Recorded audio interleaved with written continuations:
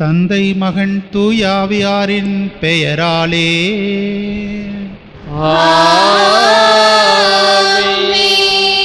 நம் ஆண்டவராகிய இயேசு கிறிஸ்துவின் அருளும் கடவுளின் அன்பும் பரிசுத்த ஆவியாரின் நட்புறவும் உங்கள் அனைவரோடும் இருப்பதாக.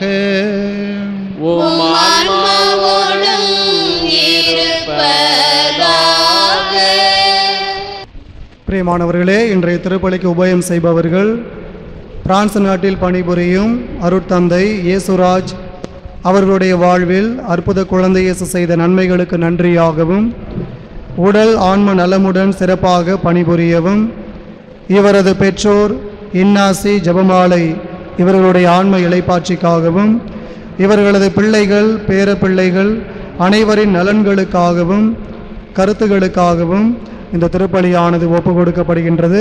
இவர்களுக்காக இந்த திருப்பலியிலே சிறப்பாக மன்றாடுவோம்.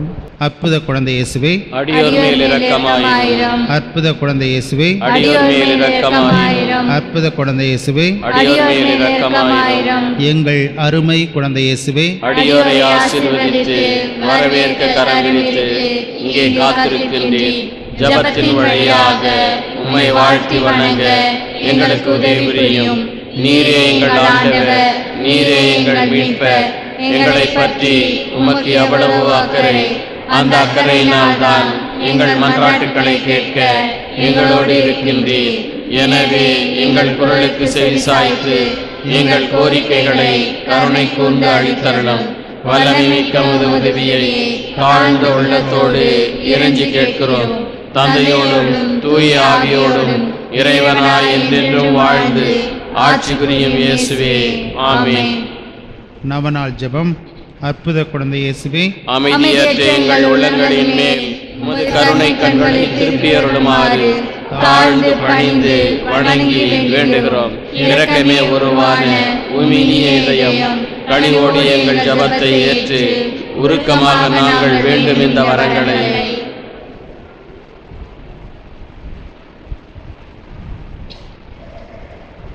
அளித்தருளுமாறு உம்மை இறைஞ்சுகிறோம்.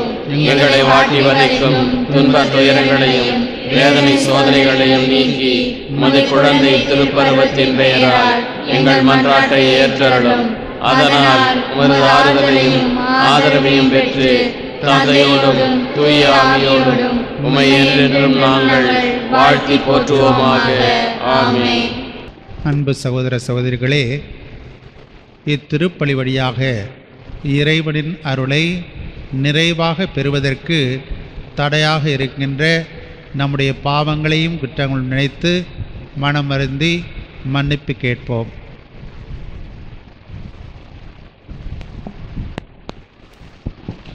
எல்லாம் அல்ல இறைவனிடமும் சகோதர சகோதரிகளிடமும் நான் பாவி என்று ஏற்றுக்கொள்கிறேன்.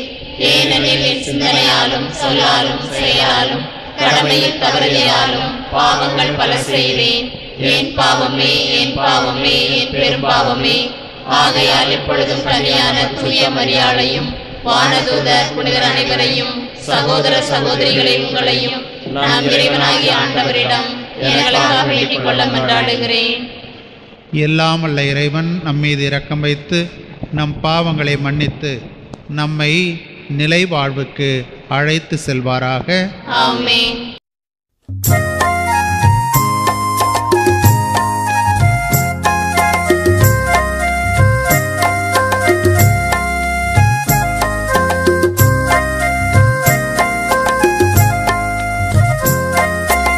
ஆண்டவரே இரக்கமாயிரும். ஆண்டவரே இரக்கமாயிரும்.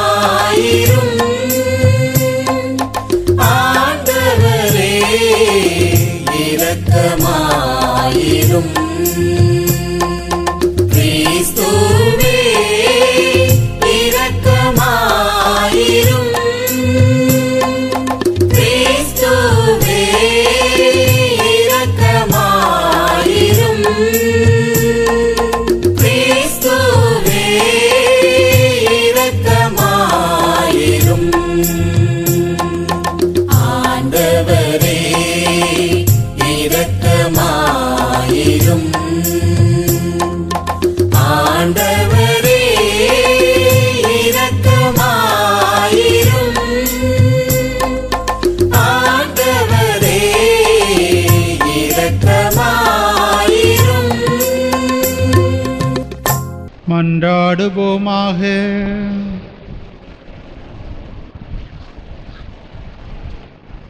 ஆண்டவரே, உம்மையே நம்பி உம்முடைய அன்பில் நிலைத்திருப்பவர்களை நீர் என்றும் கைவிடுவதில்லை.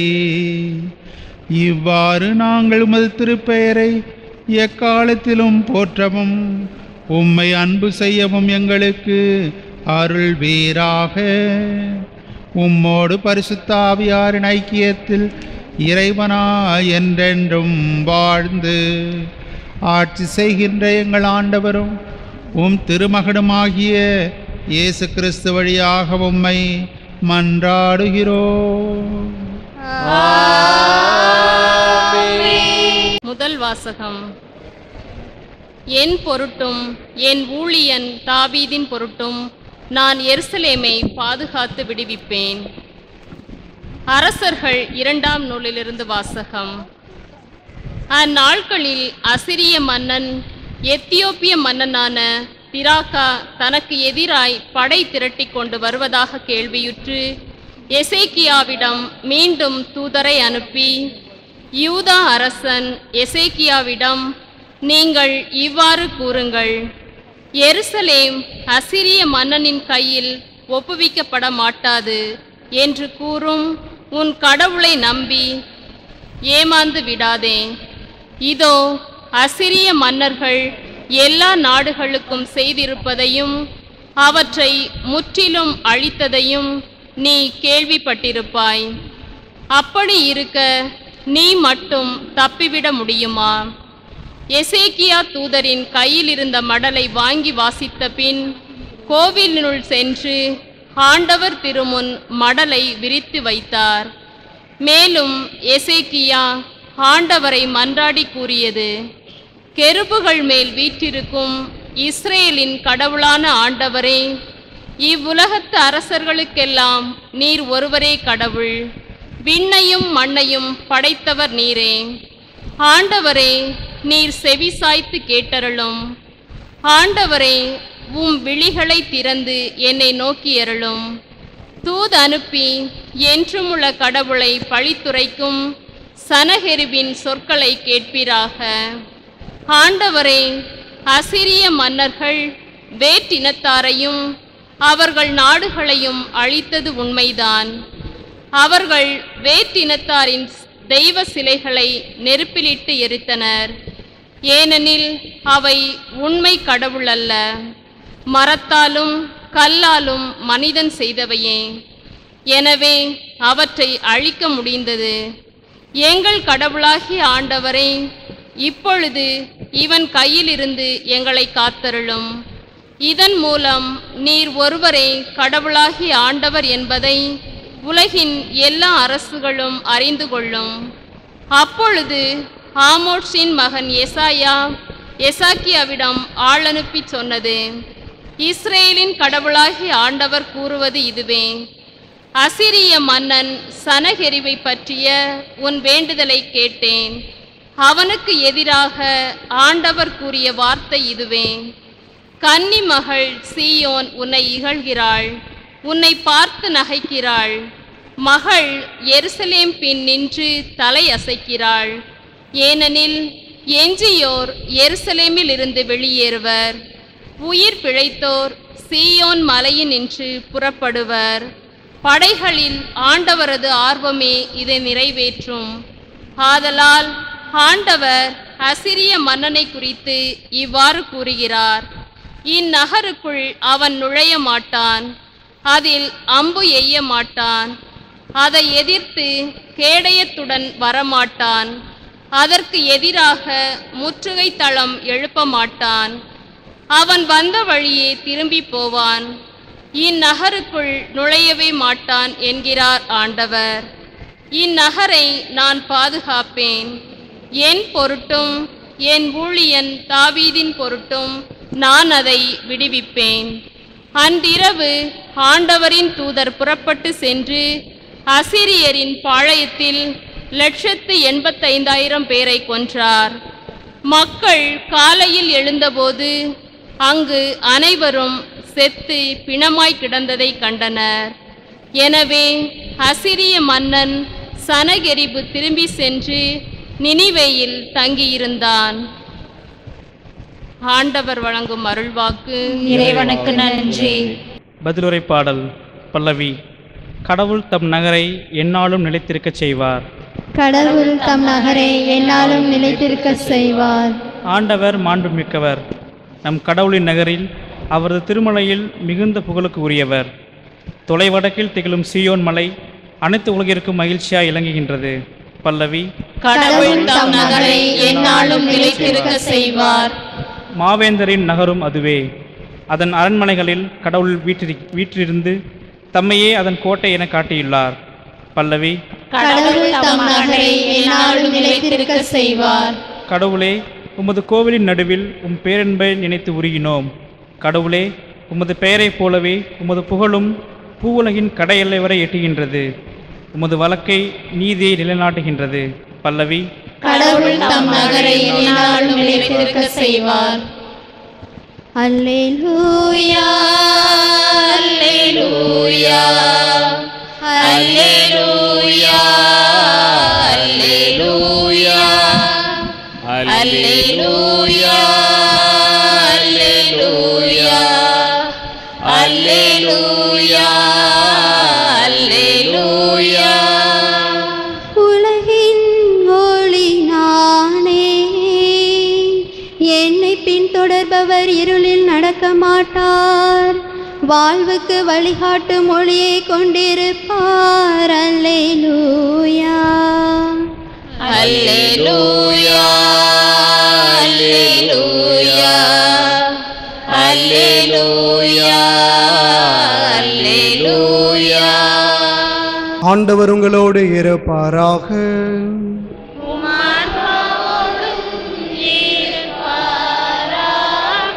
புனித மத்தேயு எழுதிய பரிசுத்த நற்செய்தியிலிருந்து வாசகம்.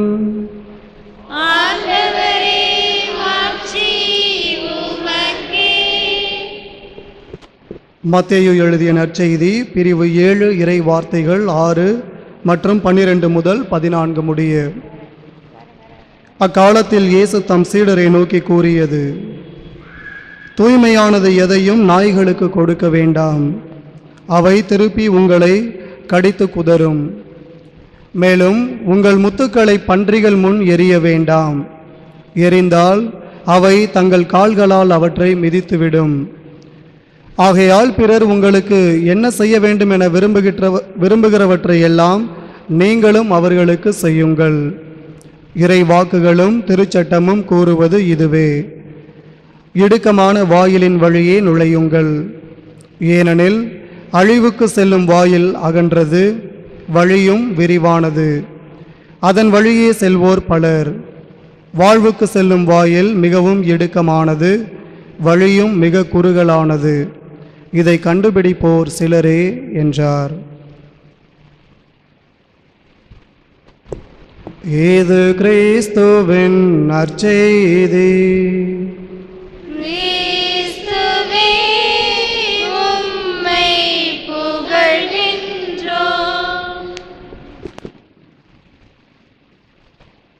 பிறர் உங்களுக்கு செய்ய வேண்டும் என விரும்புகிறவற்றையெல்லாம் நீங்களும் அவர்களுக்கு செய்யுங்கள். இறை வாக்குகளும் திருச்சட்டமும் கூறுவது இதுவே.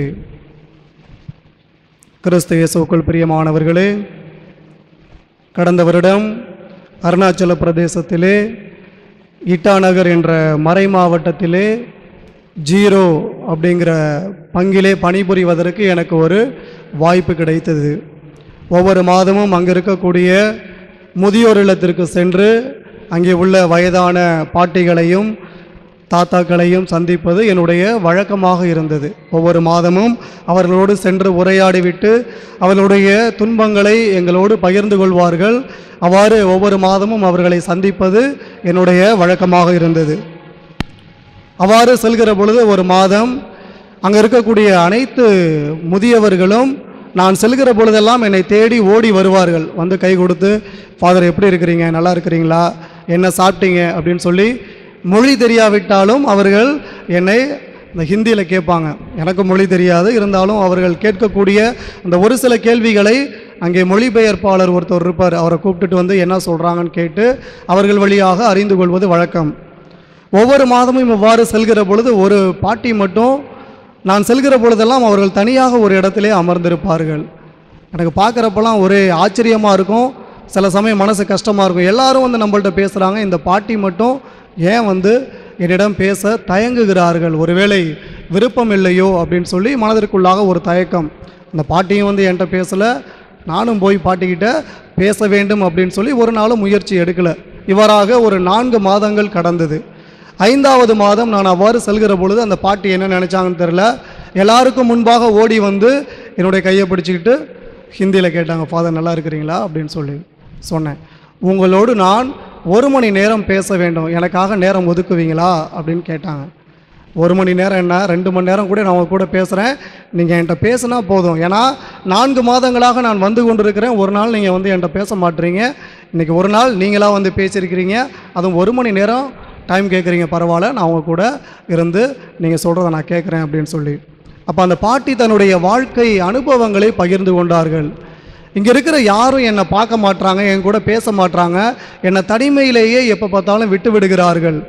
எனக்கு என்னமோ மனதுக்குள்ள ஒரு பயம், ஒரு ஐயம், இப்படியே தனிமையிலேயே இருந்து என்னுடைய வாழ்க்கையை கழித்து விடுவேனோ, ஒருவேளை இந்த வயதான காலத்திலே யாராவது வந்து என்கிட்ட பேசுனாங்கன்னா அதுவே எனக்கு ஒரு மகிழ்ச்சியாக இருக்கும். யாரும் வரமாட்றாங்க, நீங்கள் வரீங்க, வந்து எல்லா தாத்தா பாட்டிகிட்டலாம் பேசுகிறீங்க, உங்கள்கிட்ட பேசலாம் அப்படின்னு சொல்லி எனக்கு ஒரு நம்பிக்கை வந்துச்சு, அதனால தான் வந்தேன். சரி பாட்டி, உங்களுடைய வாழ்க்கை வரலாறு பகிர்ந்து கொள்ளுங்கள். நான் செல்வ செழிப்பான ஒரு குடும்பத்தில் பிறந்தேன். எங்கள் அப்பாவும் அம்மாவும் அந்த ஊர்லேயே மிகப்பெரிய செல்வந்தர்கள். நாங்கள் என்னென்ன கேட்குறோமோ எல்லாத்தையும் எங்கள் அப்பா அம்மா எனக்கு வாங்கி கொடுப்பாங்க.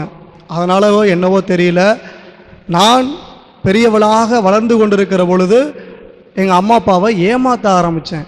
அவர்கள் படிப்புக்கென்று கொடுக்கக்கூடிய அந்த பணத்தை எல்லாம் ஏமாற்ற ஆரம்பித்தேன். தேவையில்லாத செலவுகளை செய்து உலக போக்கிலே நாட்டம் கொண்டு அந்த பணத்தெல்லாம் தேவையில்லாமல் செலவு செஞ்சேன். இவ்வாறு செல்கிற பொழுது எனக்கு ஒரு நண்பருடைய அறிமுகம் கிடைத்தது, ஆண் நண்பருடைய அறிமுகம் கிடைத்தது. அவரோடு பழக ஆரம்பித்தேன்.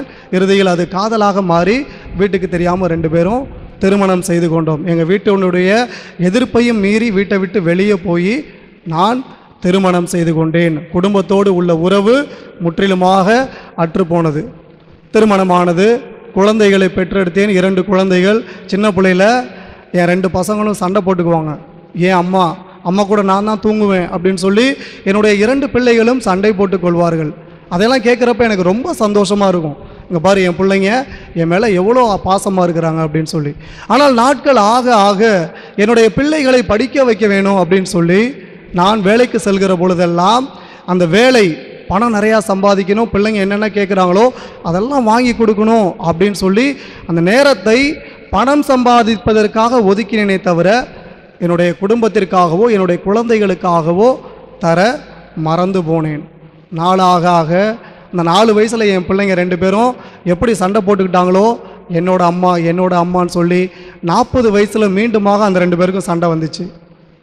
இப்பொழுது அவர்கள் என்னுடைய அம்மா என்று சொல்லவில்லை, ஓ அம்மா நீ வீட்டுக்கு கூட்டிகிட்டு போ, இது ஓ அம்மா நீ வீட்டுக்கு கூட்டிகிட்டு போ அப்படின்னு சொல்லி என்னுடைய 2 மகன்களும் என்னை புறந்தள்ளினார்கள். கணவனும் இறந்து போனார்.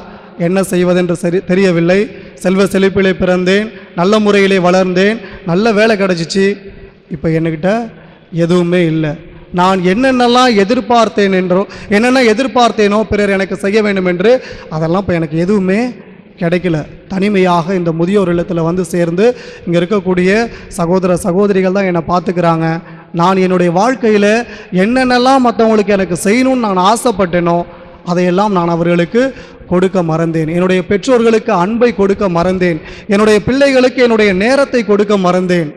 இன்று அதெல்லாம் இல்லாமல் நான் என்னுடைய வாழ்க்கையில் தவித்து கொண்டிருக்கிறேன். அதனால் உங்களை பார்த்தோன்னே எனக்கு ஒரு ஆறுதல் கிடைத்தது. அதனால தான் உங்கள்கிட்ட பேச வந்தேன், எனக்காக கொஞ்சம் வேண்டிக்கோங்க அப்படின்னு சொல்லி அந்த பாட்டி தன்னுடைய வாழ்க்கை வரலாற்றை முடித்து கொண்டார்கள்.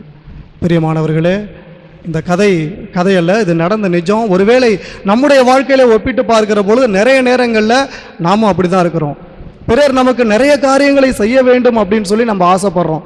ஆனால் மற்றவர்களுக்கு நாம் அதை செய்ய தயாராக இருக்கிறோமா அப்படின்னு சொன்னால் அது மிகப்பெரிய கேள்விக்குறி. ஒருவேளை அந்த வயதான பாட்டியை போல நம்முடைய வாழ்க்கையிலும் நம்முடைய பிள்ளைங்களுக்கு நம்ம நிறைய செல்வத்தை சேர்க்க வேண்டும், அவருடைய எதிர்காலம் நல்ல முறையிலே அமைய வேண்டும் அப்படின்னு சொல்லி ஓடோடி போய் வேலை செஞ்சு சம்பாதிச்சுட்டு வருவோம்.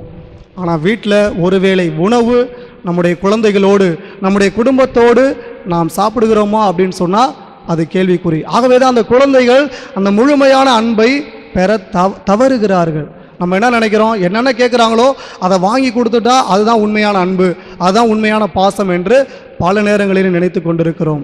அப்படிப்பட்ட குழந்தைகள் தான் அந்த உண்மையான அன்பை பெற முடியாமல் இறுதியில் கொண்டு போய் பெற்றோர்களை முதியோர் இல்லத்தில், ஒருவேளை இது உண்மையாக இல்லாமல் இருக்கலாம், ஒருவேளை தாங்கள் அந்த அன்பை பெறாத காரணத்தினாலே ஒருவேளை சில பிள்ளைகள் தங்களுடைய பெற்றோர்களை முதியோர் இல்லத்திலே விடக்கூடிய ஒரு சூழ்நிலை பார்க்கிறோம். ஆக சிந்தித்து பார்ப்போம் அன்பார்ந்தவர்களே, நம்முடைய வாழ்க்கையிலே பல நேரங்களிலே அப்படிப்பட்ட ஒரு அழைப்பைத்தான் இறைமகன் இயேசு கிறிஸ்து இன்றைய நற்செய்தியின் வழியாக நமக்கு கொடுக்கிறார். பிறர் நம்மை அன்பு செய்ய வேண்டும், அவர்கள் என்னோடு பேச வேண்டும், என் கூட யாரும் சண்டை போடக்கூடாது அப்படின்லாம் நம்ம நினைக்கிறோம். ஆனால் நம்முடைய வாழ்க்கையிலே பல நேரங்களிலே அதை மற்றவர்களுக்கு கொடுக்க தயங்குபவர்களாக தடுமாறுகிறவர்களாக இருக்கிறோம். ஆக இன்றைய நற்செய்தியின் வழியாக இறைமகன் இயேசு கிறிஸ்து நமக்கு ஒரு அழைப்பை மட்டுமல்லாமல் ஒரு சவாலையும் கொடுக்கிறார். என்னுடைய வாழ்க்கையிலே மற்றவர்களை அன்பு செய்து மற்றவர்களுக்கு அந்த சமாதானத்தை கொடுத்து நற்கருணையில் பெறுகின்ற அந்த இயேசு கிறிஸ்துவை மற்றவர்களுக்கு கொடுக்கக்கூடிய ஒரு நல்ல சாட்சியாக நான் வாழ்கிற பொழுது நிச்சயமாக இயேசு கிறிஸ்துவின் இன்றைய நற்செய்தியை என்னுடைய வாழ்வாகவும் மாற்ற முடியும் என்கிற சிந்தனையோடு இந்த திருப்பலியிலே தொடர்ந்து பங்கெடுப்போம். ஆமென். அனைவரும் எழுந்து நம்முடைய விண்ணப்பங்களை அற்புத குழந்தை இயேசு வழியாக தெரிவிப்போம்.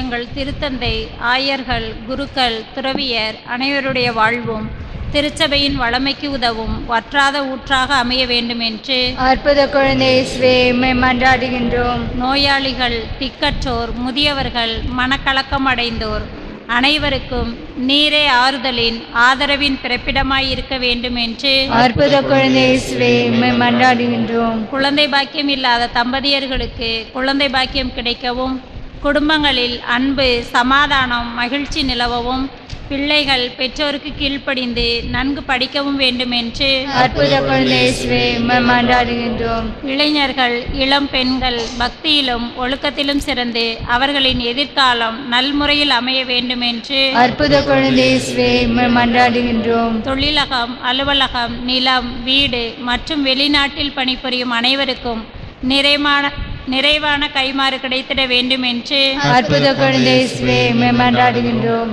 எங்களின் எளிய விசுவாசத்தை ஆசீர்வதித்து எங்களுக்கு தேவையான தனிப்பட்ட வரங்களை அளித்திட வேண்டும் என்று அற்புத குழந்தை இயேசுவே உம்மை மன்றாடுகின்றோம். நம் ஒவ்வொருவருடைய தனிப்பட்ட மன்றாட்டுக்களையும் மௌனமாக எடுத்துரைப்போம். தந்தை அவர்கள் மறையுரையில் கூறியது போல அருணாச்சல பிரதேசத்திலே அதே மறை மாவட்டத்திலே அதே பங்கிலே 2 ஆண்டுகள் பணியாற்றிய அருள் தந்தை இயேசுராஜ் அவர்கள் தற்போது பிரான்ஸ் நாட்டிலே பணியாற்றி கொண்டிருக்கிறார். அவருக்காக இந்த திருப்பலியை ஒப்புக்கொடுக்கின்றோம். அவருடைய பெற்றோர் இஞ்ஞாசி செபஸ்தியம்மாள் இவருடைய ஆன்ம இலைப்பாற்றிக்காகவும், இவர்களுடைய பிள்ளைகள், பேர குழந்தைகள் அனைவருடைய உடல் ஆன்ம நலன்களுக்காகவும் அவருடைய குடும்ப கருத்துக்களுக்காகவும் அற்புத குழந்தை இயேசுவை மன்றாடுகிறோம்.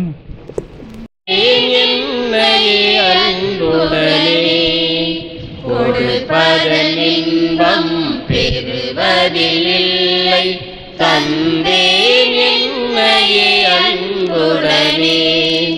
சரணடைந்தேனே சரணடைந்தேனே, ஆவியே உம்மிடம் சரணடைந்தேன். சரணடைந்தேனே சரணடைந்தேனே.